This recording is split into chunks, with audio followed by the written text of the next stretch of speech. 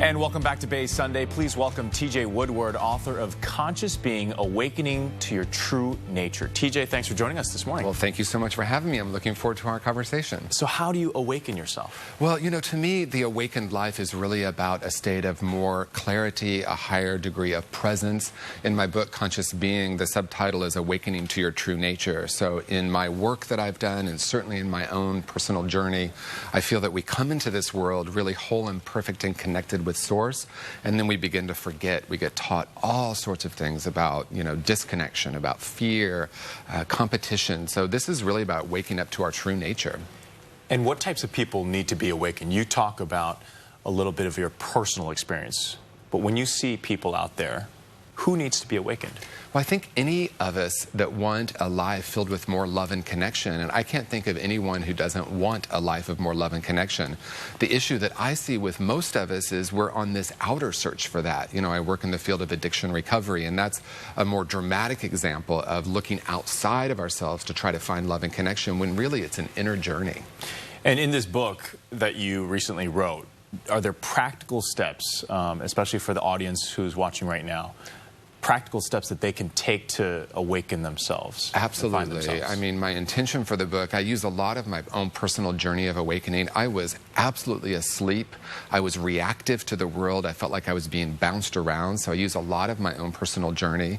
Also some deep metaphysical principles. I think sometimes I'll read a metaphysical or a spiritual book and I have to reread the paragraph multiple times. So I wrote it with the clear intention of it's just like we're having a conversation about it. And there are some practical tools for unlearning some of the stories and the beliefs and the limited thinking so that we can tap into this life of infinite potential. And I know you've worked with a lot of people, you've talked to a lot of people trying to awaken their inner spirit.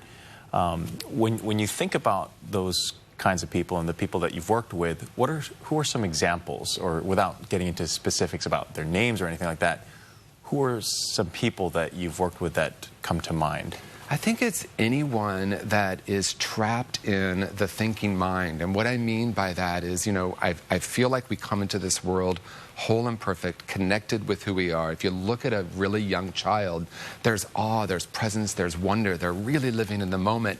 And then we get taught all these things and we begin to forget that essential truth. So anyone that's trapped in the reactive mind, anyone that's suffering from any kind of addiction, most of the time for people, there's an event that happens in their life that really helps them to wake up. The loss of someone, the loss of a job, maybe the kids leave home, and it's an opportunity or a doorway after these periods of loss to really, how do I really want my life to look and live in an intentional way? And your foundation, Awakened Living, you have many different groups that you work with. Tell us about that. Yeah, Awakened Living is our spiritual community in San Francisco. We meet every Sunday morning at the Hotel Rex in Union Square. It's a 21st century movement for people who are spiritual but not religious. And what I mean by that is, you know, religion is wonderful for a lot of people, but there's a huge segment of people that have sought religion, and they're looking for a deeper meaning in their life, deeper connection.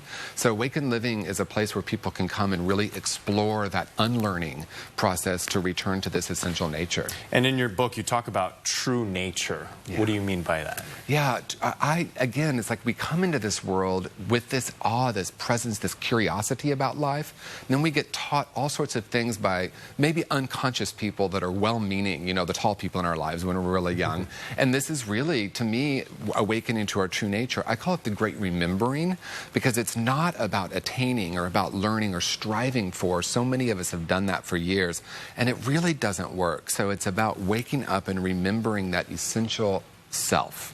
You talked about your personal journey, and is there a struggle that you had to deal with when you were a child, when you were a young adult, that inspired you to kind of seek more information about awakening? Yes, yes, and yes. When I was 7, I had the experience of closing off. I remember it like it was yesterday. It was a profound experience. I became terrified and afraid of the world.